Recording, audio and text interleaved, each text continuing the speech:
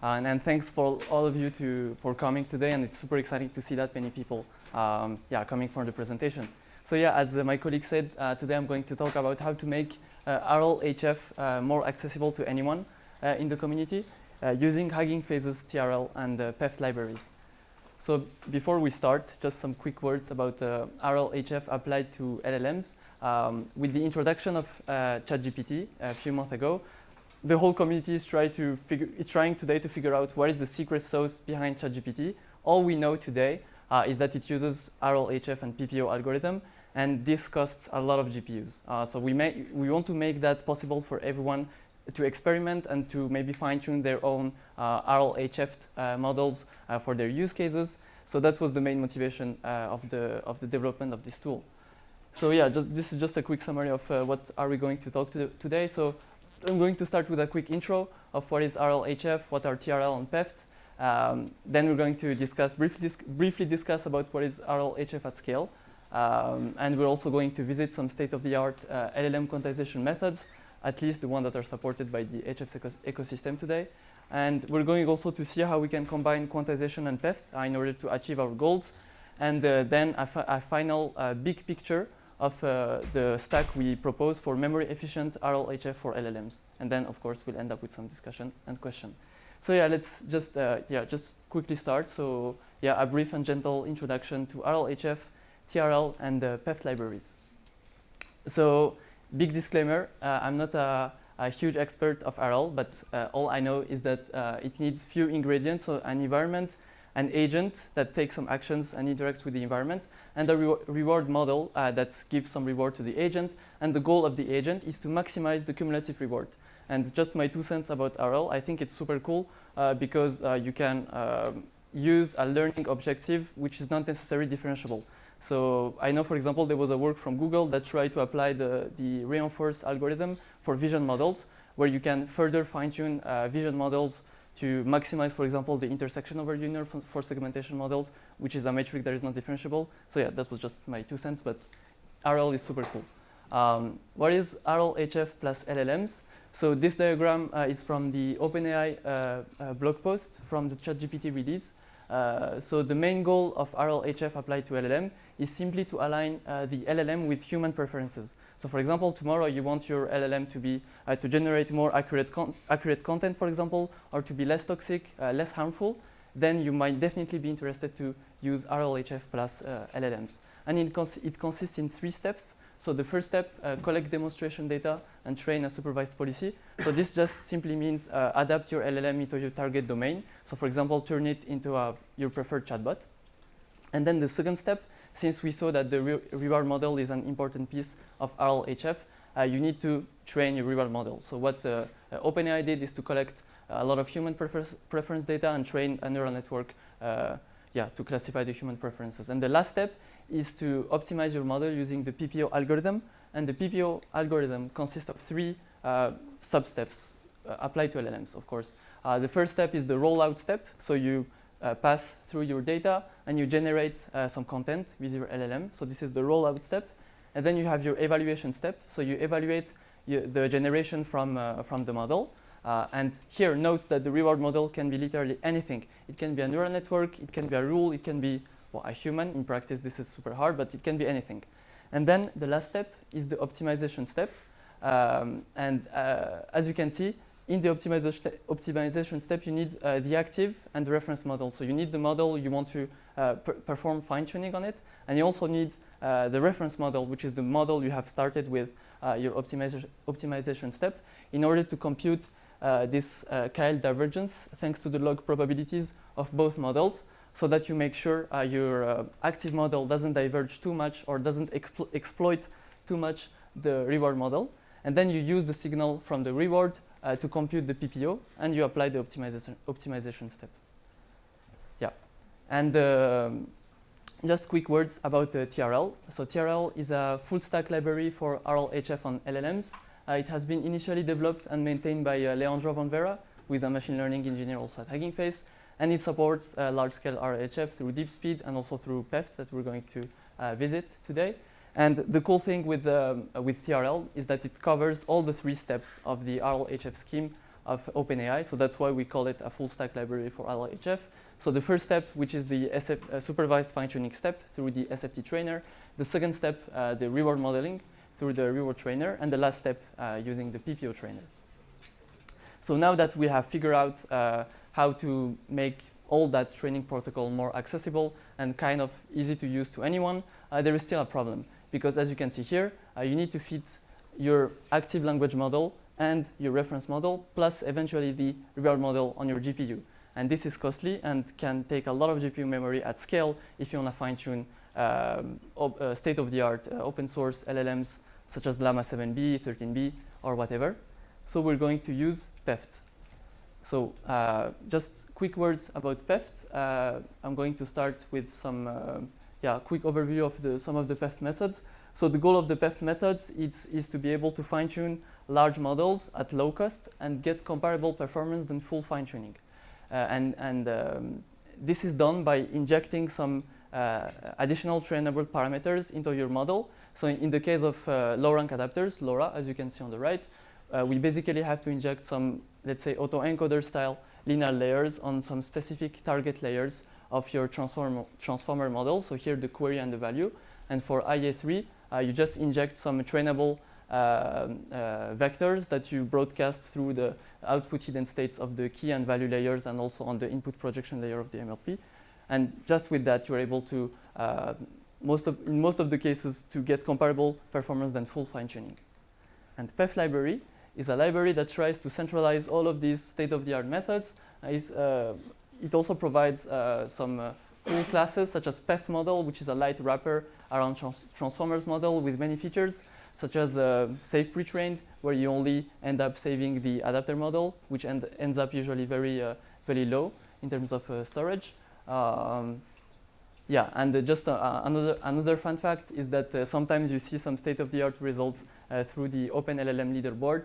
So I remember in August, some models were ranked like among top 5 LLMs in the OpenLLM leaderboard. Yeah. So now that we have briefly introduced what is RLHF, what are the challenges of RLHF, what is TRL and PEFT, I wanted to also add some few words of RLHF at scale and maybe try to figure out together what are the challenges when it comes to RLHF at scale and how we can leverage the tools that I've presented before and other tools such as quantization to build an memory efficient RLHF training pipeline for large scale models. Before deep diving into this, I wanted to give maybe my point of view of what fine-tuning at scale means for me. So for that, I drew a small diagram, as you can see here. And I think there are different levels when it comes to fine-tuning at scales. I see it at 4 levels. So you have the first level where you perform things on a single GPU. Maybe you might do some experiments on a Google Colab, on Kaggle Notebook. This is the first level. And then there's the second level where you want to scale up a little bit, perform multi-GPU training. You might maybe use distributed data parallel from PyTorch, but still you didn't cross yet the large-scale barrier, where here you maybe have access to a cluster of GPU, then you need to learn how to use Slurm. Maybe you'll start tinkering with some paradigms such as tensor parallelism, pipeline parallelism, and DP. And then, of course, there is the extreme scale level where you can easily fine-tune any model on multi-node using all of these approaches. And I think the main difference here between the two major levels is that in the advanced case, people usually use some very advanced open source tools such as DeepSpeed, Megatron's DeepSpeed Nemo, and maybe even more. Some people build some customized code base for that. And the cool thing with the first scenario is that you can do literally everything in pure PyTorch without any problem. And obviously, you can't fine-tune the same scale of models. In the first case, maybe in the best case, you'll be able to fine-tune a 1 billion parameter model. And then on the latest case, you have, of course, access to all state-of-the-art open source LLMs, Llama 7B, 70B, Falcon 40B, MPT 30B, and so on. And I think the underlying question and goal we want to achieve with PEFT and all of these tools in the open source ecosystem is that can we break this barrier and train those models that are not accessible for the users that are here through simple tools and approaches. And yeah, can we make that happen? And we'll see that it's possible thanks to state-of-the-art LLM's quantization technique. And yeah, I wanted to introduce you to that as well. So what is quantization? Just a few words. In a nutshell, it simply means representing model weights, which are, for LLMs, usually in half precision, 16-bit, in smaller precision, 8-bit, 4-bit, and so on. So here is an example of Absmax quantization. I don't know if you've seen the presentation before. It was pretty much clear. And the issue with the vanilla quantization techniques is that you have a lot of, you have some rounding errors that can sum up very much when it comes to large-scale models and end up in a severe performance degradation. So that's why many researchers have tried to answer that question and tackle this issue. And I've listed here 3, I would say, main/major papers. Yeah, the one that we support on the HF ecosystem. So there was this paper from Tim Detmers and his colleague, LLM.int8, which introduces the first no performance degradation 8-bit matrix multiplication for models at scale. And then there was GPTQ. And then more recently, QLoRa, that you might all know, again, from Tim Detmers and his colleague. Yeah, and for LLM.int8, the authors of the paper have demonstrated that the vanilla quantization methods fail at scale because of the emergence of the outlier features. And the solution seems to be super simple, simply decomposing the matrix multiplication into 2 stages. So the outlier part in FP16, so half precision, no performance degradation, and the rest in int8. So you quantize the rest of the operation in int8. And just with this trick, you're able to retrieve, you're able to have a no performance degradation 8-bit multiplication at scale so that you'll be able to load any LLM in 8-bit without any problem. And here, yeah, just a few words about QLoRa. QLoRa is based also on a simple principle. So again, the motivation is the same. So we don't want outliers to kind of mess up the quantization statistics. So what the author decided to do is to slice the flattened weight matrix of all linear layers into B chunks, and then just quantize those chunks independently. And at inference, just progressively quantize and dequantize those linear layers and perform the matrix multiplication in 16-bit. And yeah, with that, you'll also be able to perform no performance degradation quantization of the model. So yeah, all of these tools are super cool. They're very nice. For example, for LLM.int8, I think it has been released sometime last year, and it was kind of a breakthrough because users were able to run some large models on a Google Colab, for example. People were able for the first time to run inference on T5 models on a Google Colab, which was completely impossible maybe 2 years ago. And now those researchers have pushed all of these things much forward again, for example, with the QLoRa paper, by the ability of fine-tuning those models on a Google Colab as well, which is really good. So now, how can we combine these techniques, quantization and PEFT, to build some memory-efficient tools for fine-tuning, for example? So recall the low-rank adapter formulation. So as I said before, you just have to inject some extra trainable parameters on top of frozen linear layers. And usually, one thing to notice usually is that this R parameter, which is the hidden dimension of the inner hidden states, is usually extremely small compared to the hidden dimension of the input, which makes the autoencoder more or less sparse. Therefore, you have much less trainable parameters. And of course, when you perform fine-tuning on LoRa layers, you only compute the gradient on the A and B matrices. So you don't need to worry about how to compute the gradient on the pre-trained weights. So therefore, the base model can be in any precision. It can be in full precision, in FP16, it can be in 8-bit, 4-bit, whatever, as long as the output hidden states D-type match together with the D-type of the hidden states that are computed on the LoRa side. So this is just a diagram to give an idea of how many GPU RAM you need for training. So an example for a 7B model. So this is a tool that I've used from a tool that has been recently released in the HF ecosystem. So according to this tool, so if you want to fine-tune a 7B model, so here we took a Llama 2 7B, in full precision you would need around 100 gigabytes, whereas in half precision you need 50 gigabytes, which is quite a lot for end users and for, yeah, I would say common practitioners in general. But with LoRa, if we take again this example of the 7B model, if you take the base model in FP16, then you need 14 gigabytes just to store the base model.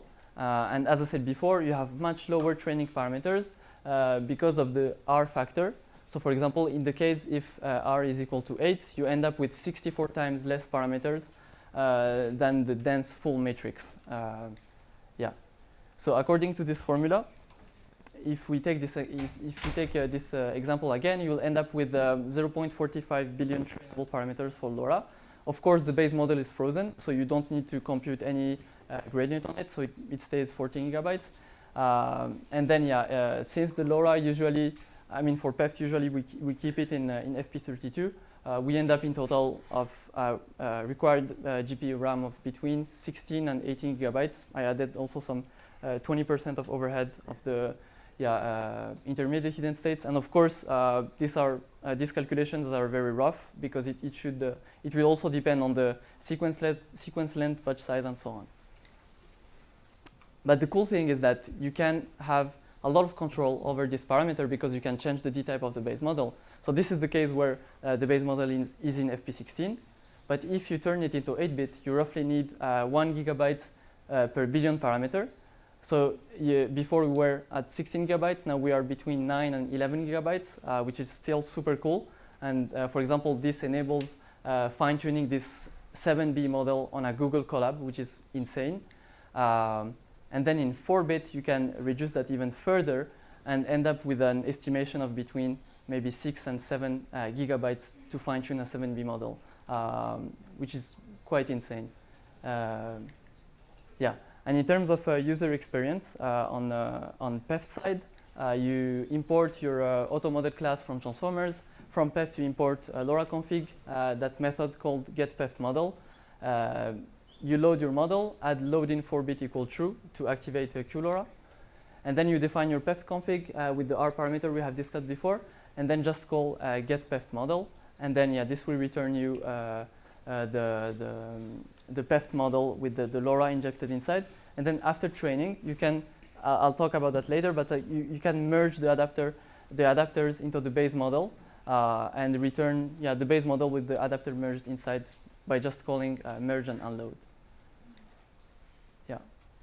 So this is just a summary of what I've talked right now about quantization and LoRa. So basically the idea is to leverage the state-of-the-art LLM post-training quantization methods to compress the base model as much as possible and keep the adapters in full or half precision depending on what you want to do. And with that, yeah, you're able to fine-tune LLMs on a single GPU. For example, as I said before, you can fine-tune a 7B model with just 7 gigabytes of GPU RAM. With double quantization presented in the QLoRa paper, you can fine-tune up to a 20B scale model on a Google Colab. And of course, this has to come with a price because of all the overheads that the quantization method introduces. For example, for LLM.int8, the decomposition of the matrix multiplication in 2. And for QLoRa, the fact that you iteratively quantize and dequantize the linear layers adds a lot of overhead in the inference and training time. But I believe this is still much, much better than any other approaches, such as CPU offloading, for example.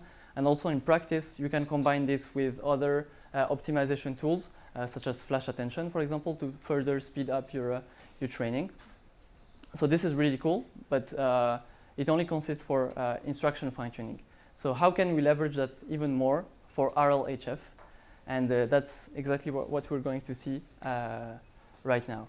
So as I said before, one of the big challenge of the PPO algorithm applied to LLMs is that you absolutely need 2 copies of the model to compute the Kyle divergence term, which is essential to the PPO algorithm.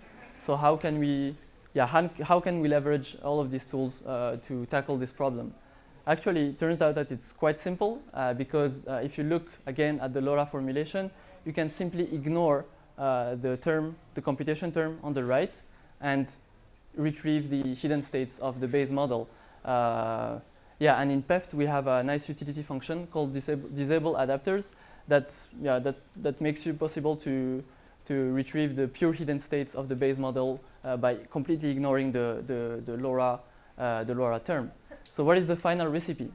So step 1, load the quantized base model up to 4-bit. So in this diagram I forgot 4-bit, but you get the idea. Then step 2, add the adapters. It can be LoRa, IA3, or whatever. But add those trainable parameters. And then during the PPO stage, basically just use the same model to get the reference and the active logits. So by iteratively just disabling and re-enabling the adapters during the PPO stage, then you're able to retrieve the reference and the active logits. And final step, step 4, after fine-tuning the adapters, you can, as I said before, you can merge the adapters into the base model.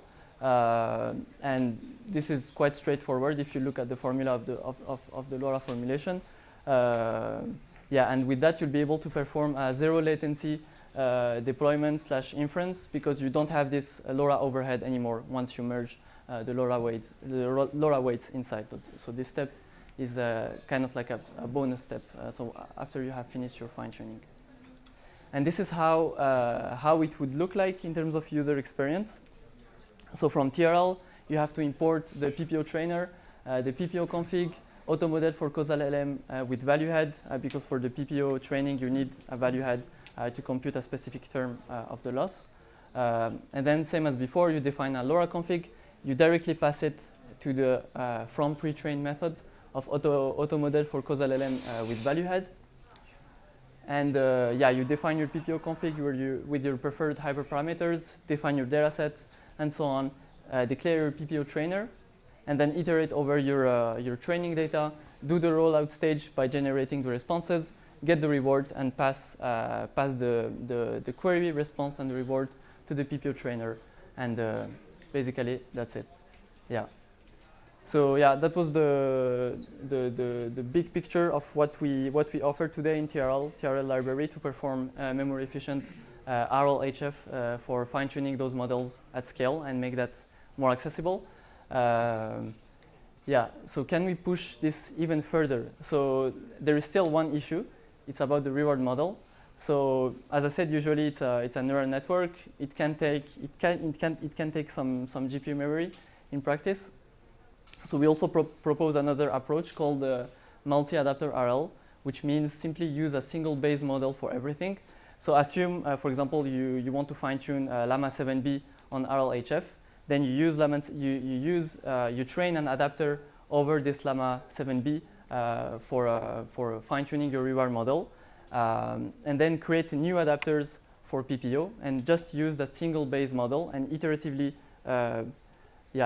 disable and enable those adapters during your training stage. So whenever you want to get the reward, you enable the reward adapter, get the reward, then you disable the reward adapter, enable the PPO adapter to fine-tune your model using PPO, and so on. You can also in practice host the reward model on a cloud or an endpoint. That way it will cost you 0 GPU memory, so it's super cool. And as mentioned before, you can perform maybe further optimization by integrating, for example, flash attention to handle longer sequences and to make maybe training faster.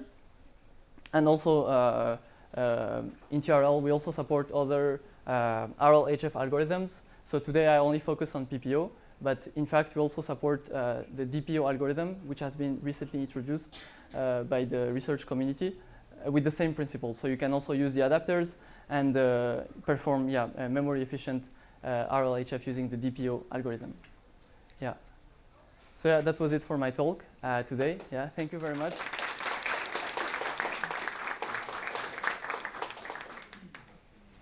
Guys, do we have any questions? We have a lot. Question: if we still have not enough GPU memory, can we use kind of swap to some disk to still get the result, but with a larger time slot? You mean if you can offload the model? 16 gigabytes of memory, but I still have 4 gigabytes. Yeah. Can I get the result, but with longer time? still. I think in theory you can. For example, with Accelerate, you can like pass a custom device map to the model and say, for example, the first 3 layers I want them to be on the GPU and all the rest on CPU or disk. But like note that only the layers that are on the GPU will be quantized. So all the other parts of the model will be kept in FP32.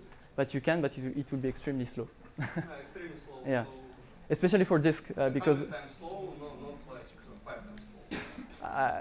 I don't have a rough estimate of the order of magnitude, but I know it will be quite slow because especially for disk, you need to save because you want to compute the gradient on the model. Yeah. But yeah, it will be. It's possible, but it will be slow. Yeah. We have one more question there. I don't know if you're familiar with Midjourney. I mean, they have a system made in their user experience where if you want to generate an image, it generates 4 images and you can choose the best one. So I assume that they use RLHF in their training. Everything you described here can be like with rather small changes, be applied to latent diffusion models. So my question is, do you guys work on some kind of tools or something to support? Yeah, so basically recently we added the DDPO algorithm in TRL. So it's like RLHF for stable diffusion. And we also do support PEFT adapters there. So yes, in practice you can do that as well. But you need a reward model for that. So in the case of Midjourney, you said like users have to select the images, and maybe they fine-tune that reward model later. But like if, for example, we assume you already have the reward model somewhere, it can be a classifier, it can be anything. If you have it, then you can already use TRL to do that. Well, the reward model itself is a simpler task than generating an image. So I guess it'll be easier to make a reward model than just to train a generation model. Yeah. Any more questions? Over there. Great talk, thank you. So I was wondering, you were talking about the reference model, and my understanding is this would not change during the whole training, right? Exactly, yeah. Couldn't you just do this in an offline mode, that you don't load it at all during the training, but that before the actual training starts, that you do the forward pass already, you capture the logits, and then you just replay the logits so that you don't even have to change the adapters and you don't even have to do the forward pass, so that you can use one GPU and you don't have to change different configurations based on which part of the training you are? Yeah, I think you can do that in theory, but I believe in practice it might be quite expensive because you need to store all the logits for your entire data set somewhere on the disk, and then load it again. Load it at each training step. So yeah, I think in theory it's possible, but in practice it might take quite some time. And especially I think the log probabilities, the shapes of the log probabilities are quite large, because I think we just retrieve the raw logits of the LM head. So basically it's like batch size times the vocab size. So yeah, so I think it will be quite costly in practice. Thanks. Yeah. Yes. Yeah. Thank you for the presentation. One question about the PEFT. So we are now talking a lot about QLoRa and LoRa, but there is other algorithms for efficient tuning. So my question, what will be like your insights about other stuff? So maybe you can run them and says like this you have, if you have like millions of data, or not the millions but thousands of data, you need to use this. Okay. So I can speak about, for example, GPTQ that we recently added in the HF ecosystem. So in a nutshell, QLoRa is much better than anything else right now. So GPTQ is nice for deployment because it's faster for generation. I think it's because of the XLAMA kernel that has been added in GPTQ.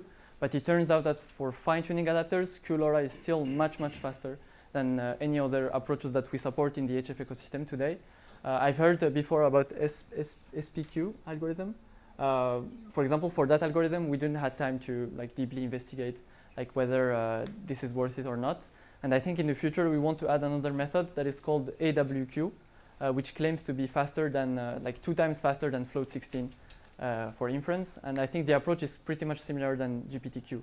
So yeah, we might add that and like yeah, basically benchmark it against QLoRa. But yeah, today I think the best for fine tuning at least is QLoRa. Like mostly we are talking about the speed of this algorithm Yeah. in the training, but what about the accuracy? The accuracy, I think it's pretty much comparable between GPTQ and QLoRa, with the GPTQ being slightly more accurate, I think, as of today. But yeah, in practice, it's more or less equivalent. So yeah, the best trade-off, I think, is QLoRa today.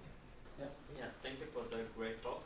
So I'm curious, I know PEFT supports like a variety of fine-tuning methods, so like LoRa's, IA3, also prefix tuning maybe. And do you have some rule of thumb where we should use which methods? So basically pros and cons of each of them.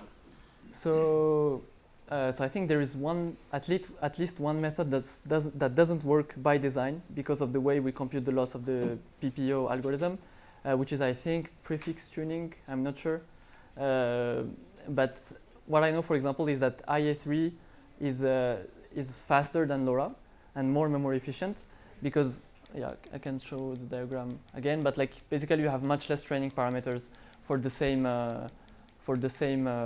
accuracy more. Like here you have as I said, kind of an autoencoder, whereas on the other hand you just have like some learnable vectors.